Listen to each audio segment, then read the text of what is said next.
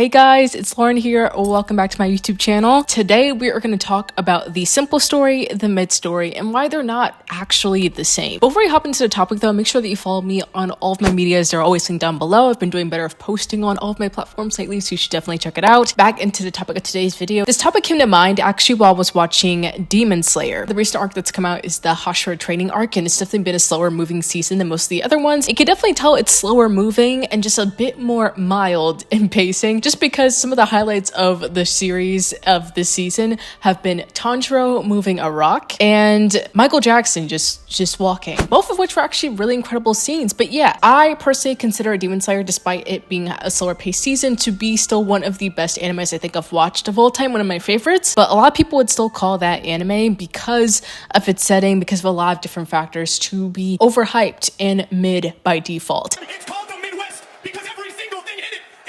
And I just think that's simply slander. People say that, oh, Demon Slayer has characters that aren't complex, that the world is basic, that we've seen it before. It's being carried by its animation. And I just have to say that, well, to be honest, they're not actually wrong. And I think that's the gag. They're not actually wrong. All of those things are actually very, very true. But stay with me now. Just because Demon Slayer is basic and simple as hell, that doesn't make the story mid. We're going to get into the technicalities now. By Oxford Languages, according to Oxford Languages, mid means something neither high or low, neither really good or really bad, just sort of in between, in the middle. And for the most part, people wouldn't really take that as an insult. I don't think it's inherently like a bad thing. It just becomes a really bad thing when it comes to stories, or like as a mode of criticism, just because that basically means it's not worth watching. It's like, for example, people watch things because it's really good, or they'll even watch things just because people have said something is so bad. They're like, okay, now that I know it's this bad, I have to give it a petty watch. I have to give it an angry watch. People love outrage things. People love to really love things. And nowadays it's kind of hard to find a good in between. But also because of that, if you fall on neither scale of those things, people likely just won't really watch the show. And a lot of people watch Demon Slayer, which shows that the show is not in fact mid. But a lot of people claim that it is. It's not worth watching just because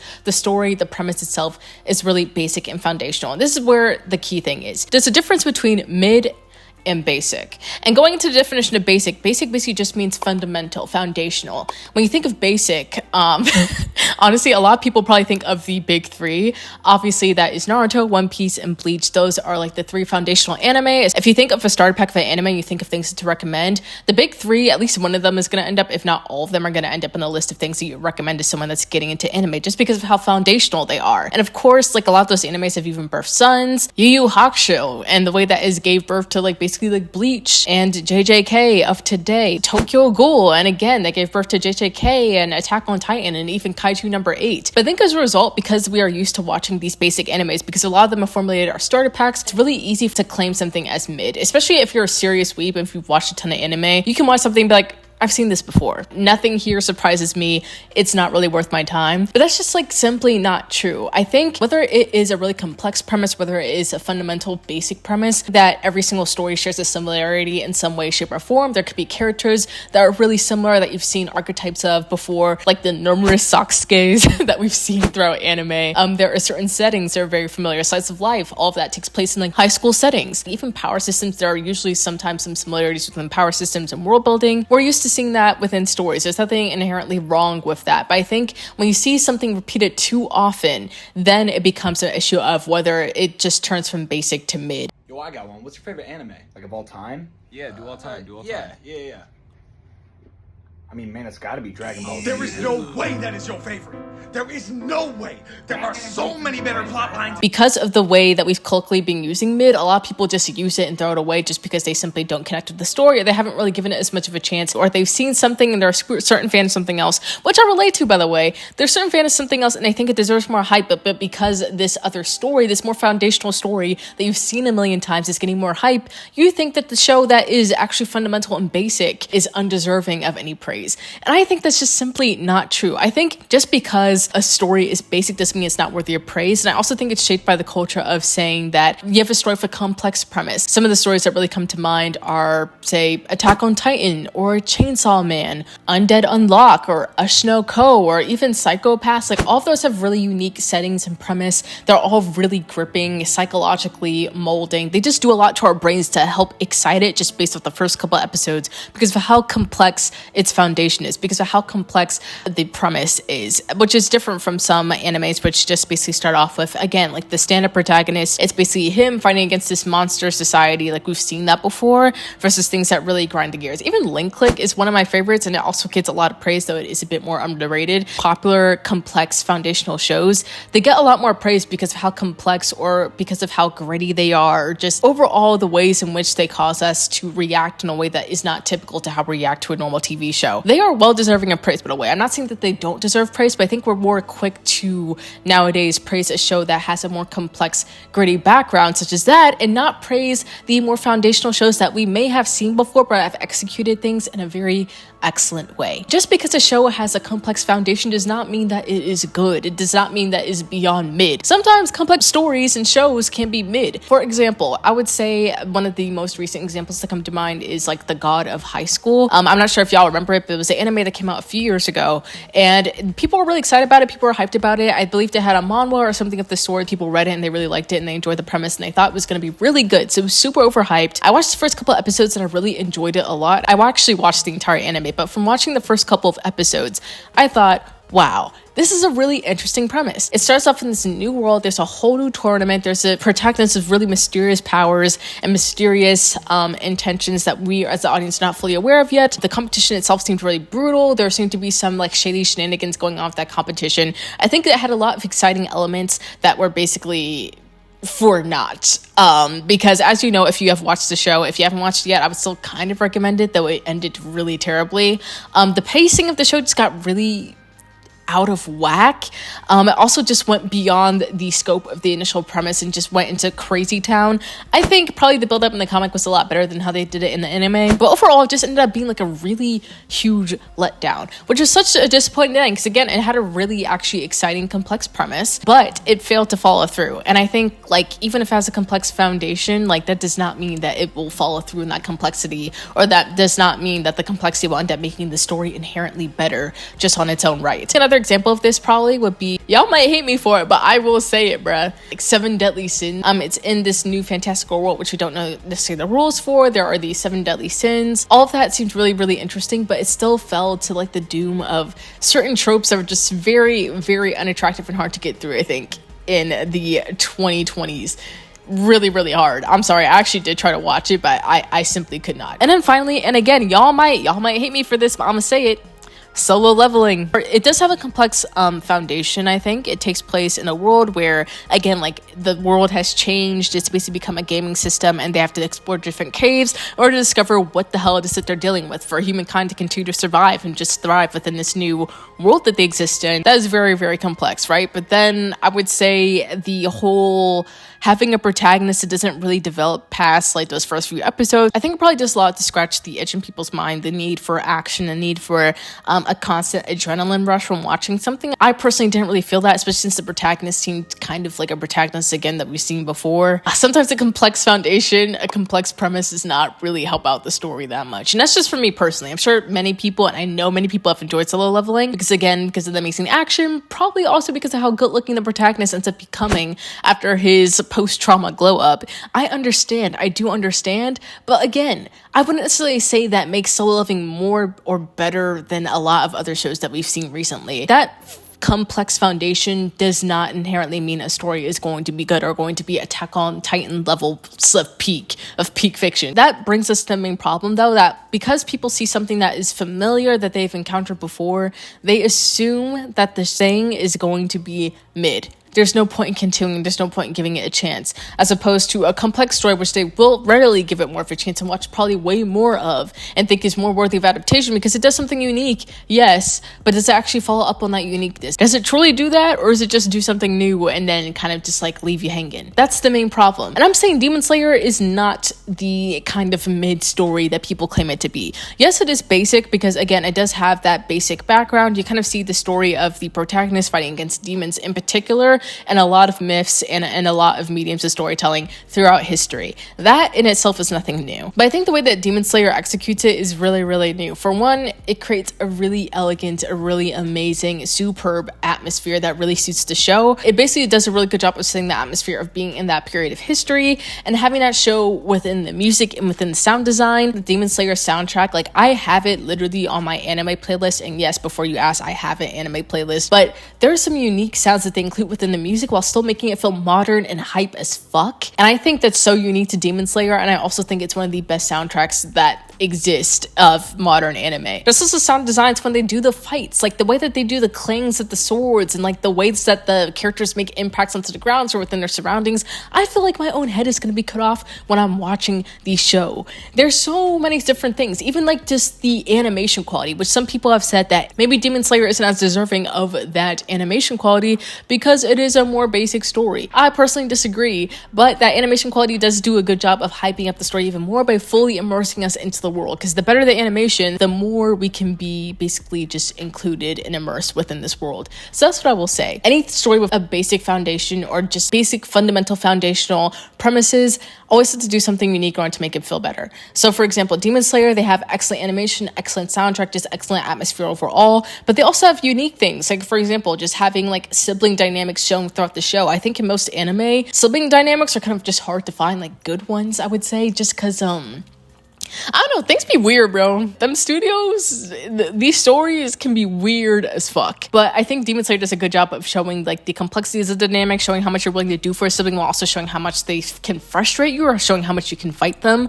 I think Demon Slayer is actually one of the best of today to do that within an anime. So they do that really uniquely well. I think another thing that they do uniquely well is that, especially in the shonen space, they have a lot of realism. Like you don't really see realism in these shows that much. Like for example, one of my pet peeves, this anime is one of the best in the game right now, My Hero Academia. I would say it's still like a really good show. I especially love the earlier seasons, but I will say one of the things that pissed me off about the show is like, bro, so you're telling me to save the world, to fight against these villains, we gotta bring these high schoolers? Ain't nobody else on the clock?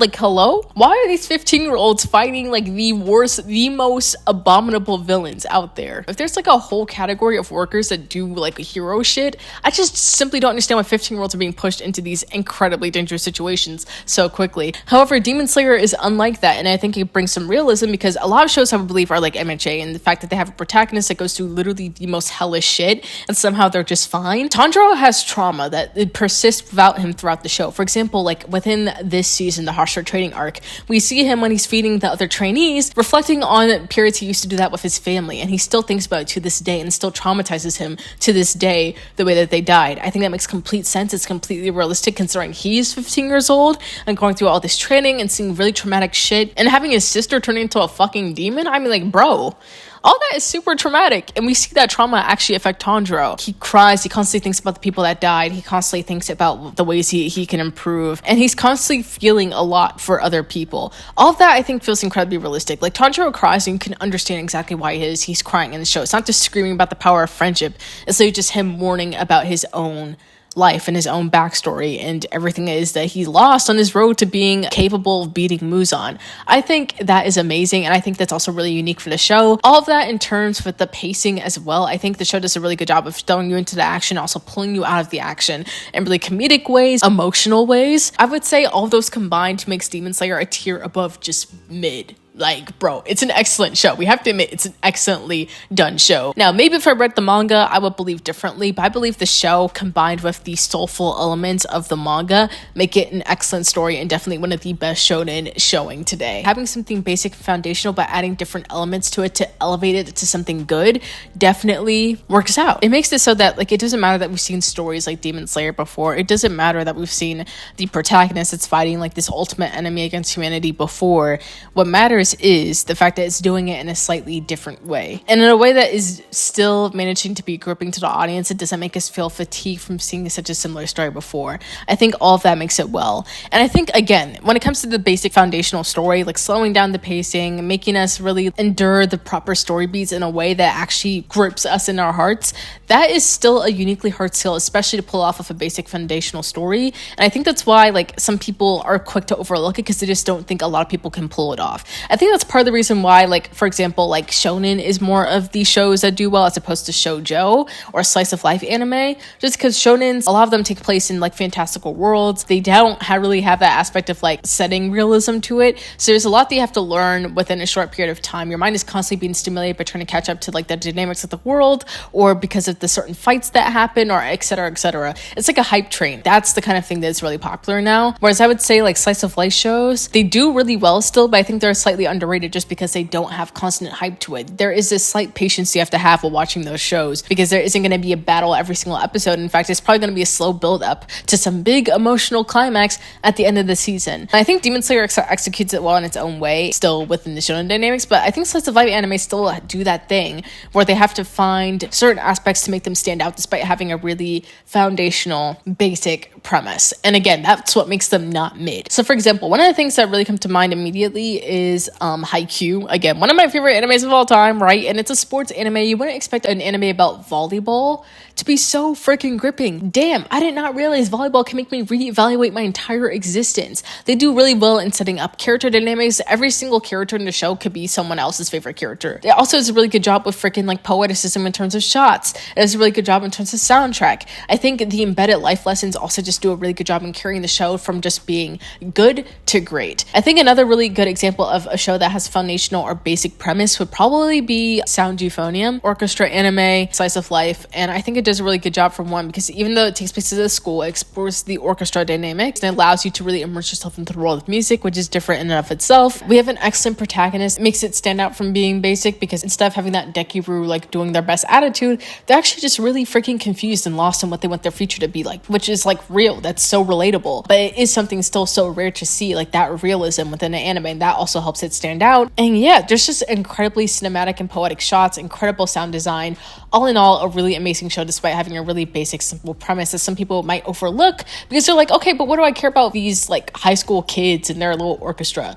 Bro, you should care. I would highly recommend that show. I also made a separate video about it, so you should definitely go check it out. And then also a recent one, Skip and Loafer. Again, I almost overlooked the show myself just because the style of it, just everything about it looked a little bit too overly cutesy and kawaii to me. But Skip and Loafer does a really good job for one, showing girlhood and girl friendships in a way that no other anime I don't think has accomplished nearly as well in a non-toxic manner, period. We also have characters that have serious psychological like dilemmas that we just don't see. Again, really realistic depiction of teenagers that's more than just, oh, like I don't know if my crush likes me, but more sort of, I don't know how I reckon with self-worth. And it's not just the protagonist, but the side characters as well that help embolden and really enrich this story. Almost every single episode of Skip and Loafer just gave me that nice warm feeling and made me even real about my own life again. It just had that depth to it that was super amazing, and I think that I honestly just personally enjoy a lot in my stories, which probably explains why I make this video. All of these stories have really simple, basic, foundational premises, but have done a step beyond that makes them really freaking amazing to watch. People just overall underestimate the fact that like if you're making a show that has a very basic or foundational premise, that is really, really difficult to portray to an audience that's seen it a million times.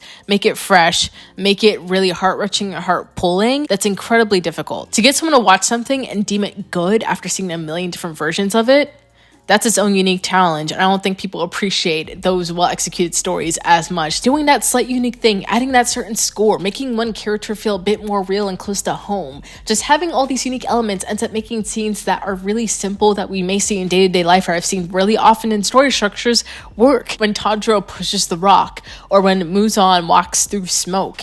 Those simple scenes end up becoming incredibly epic because of this gradual buildup, because of the effort they make in order to make that simple story really transcend our expectations and just make us feel very excited or recognized, or just any of those things that really just ignite what makes a good story to its audience. Yeah, man, simple stories rock. Thank you for watching. If you like this video, make sure to like, comment, and subscribe. Follow me on all my medias. Once again, they're linked down below, and I will see you in the next one. Bye-bye.